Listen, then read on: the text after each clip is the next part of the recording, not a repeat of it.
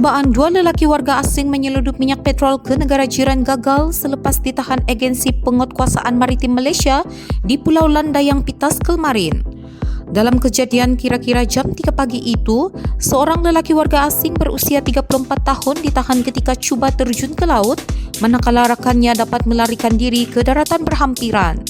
Pengarah APMM Zon Kudat, Komander Maritim Hasbullah Omar berkata, bot suspek dikesan oleh bot Ronda Maritim Malaysia ketika sedang menjalankan rondaan Op Sejahtera, Op Tiris, Op Pluto Timur dan Op Cegah Pati di lokasi. Katanya, sebaik cuba dihampiri, kedua-dua lelaki terbabit bertindak terjun ke laut untuk melarikan diri. Bagaimanapun, seorang suspek berjaya ditahan semula, manakala seorang lagi dapat melarikan diri ke daratan berhampiran. Pemeriksaan lanjut terhadap bot suspek menemui 12 tong drum biru dipercayai berisi bahan api petrol, katanya dalam kenyataan media semalam. Menurutnya, suspek yang ditahan tidak memiliki sebarang dokumen pengenalan diri yang sah. Katanya pasukan operasi terus menahan suspek dan membawa bot suspek ke Jeti Marina Kudat sebelum diserahkan kepada pegawai penyiasat untuk tindakan lanjut. Nilai keseluruhan rampasan dianggarkan berjumlah RM20,000 dan kes disiasat mengikut Akta Kawalan Bekalan 1961 dan Akta Immigration 1959-63, katanya. Sehubungan itu, Hasbullah menyeru masyarakat khususnya komuniti maritim di daerah Kudat, Kota Marudu dan Pitas untuk membantu maritim Malaysia dengan melaporkan sebarang salah laku atau kegiatan jenayah di laut.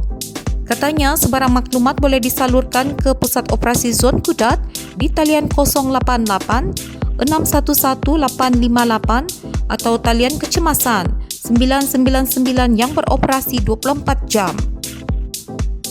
Menteri Pembangunan Usahawan dan Koperasi Kuskop, Datuk Ewan Benedict mengetuai delegasi Bank Rakyat mengadakan kunjungan hormat kepada Tuan Yang Terutama Yang di-Pertuan Negeri Sarawak, Tun Pehin Sri Dr. Haji Wan Junaidi Tuanku Jaafar di Astana Kuching. Dalam kunjungan tersebut, Tun yang juga pernah menjadi Menteri Pembangunan Usahawan dan Koperasi dimaklumkan mengenai inisiatif-inisiatif baharu kementerian, antaranya cadangan Akta Koperasi yang baharu, perkembangan Universiti Keusahawanan Koperasi Malaysia dan inisiatif-inisiatif khusus di Sarawak. Bank Rakyat juga memaklumkan Tun mengenai rancangan pengembangan perniagaan dan cawangan perkhidmatan di Sarawak, termasuk program tanggungjawab sosial korporat.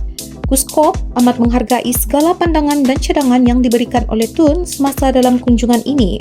Turut hadir dalam kunjungan ini ialah Ketua Setiausaha Kuskop, Datuk Seri Khairul Dizaimi Daud, Pengerusi Bank Rakyat Datuk Muhammad Irwan Muhammad Mubarak, dan Pemangku Ketua Pegawai Eksekutif Bank Rakyat Ahmad Syaril Muhammad Sharif.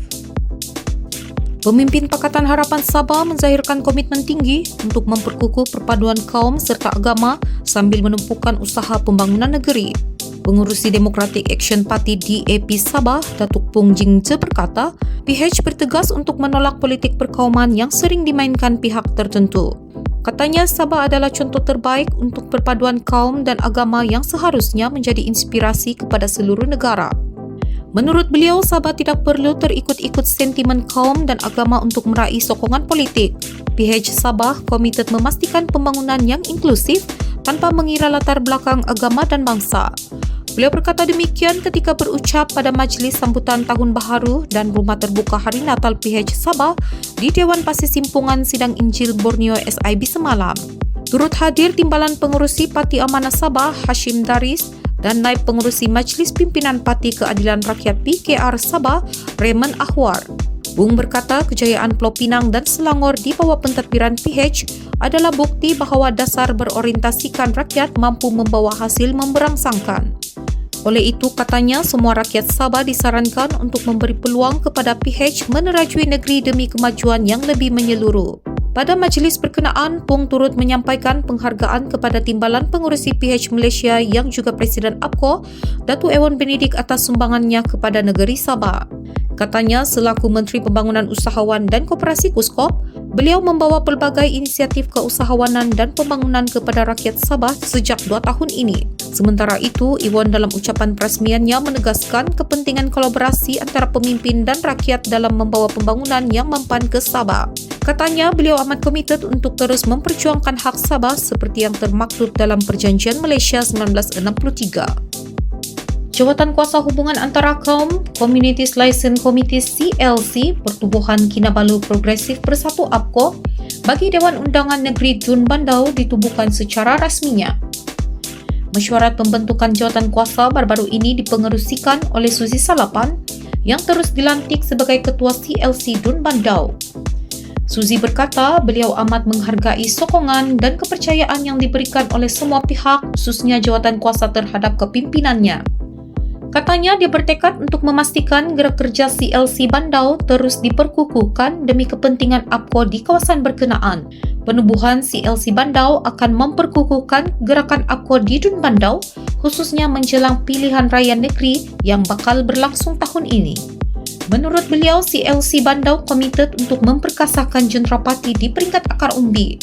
Mereka juga akan memastikan persediaan menghadapi PRN dilaksanakan dengan teratur dan berkesan, katanya pada majlis pelancaran CLC Dun Bandau semalam.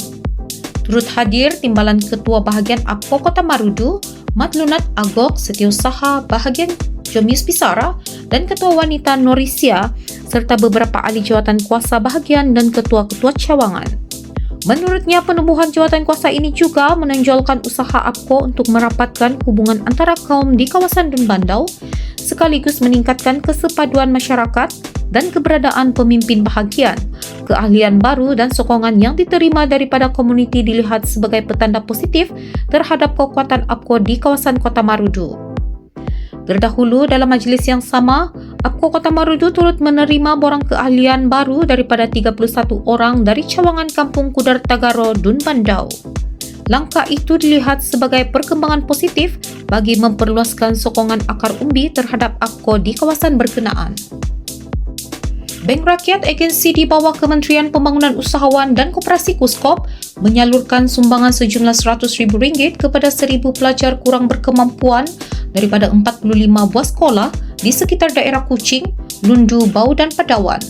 Program jangkauan komuniti madani Bank Rakyat kembali ke sekolah di Sarawak dengan kerjasama Jabatan Pendidikan Negeri Sarawak itu disempurnakan oleh Menteri Pembangunan Usahawan dan Koperasi, Datuk Ewan Benedict. Iwan berkata inisiatif itu bertujuan memberikan keceriaan kepada para pelajar memulakan sesi persekolahan yang bakal bermula tidak lama lagi. Beliau turut menggalakkan lebih banyak inisiatif melibatkan kerjasama antara sektor awam, swasta dan masyarakat untuk memastikan tiada golongan tercicir daripada menerima pendidikan berkualiti. Beliau juga mengucapkan syabas kepada pihak lembaga pengarah dan pengurusan Bank Rakyat atas kejayaan melaksanakan program ini yang mencerminkan komitmen tinggi Bank Rakyat dalam memberi sumbangan positif kepada masyarakat yang memerlukan termasuk di kawasan luar bandar, katanya ketika berucap meresmikan program tersebut.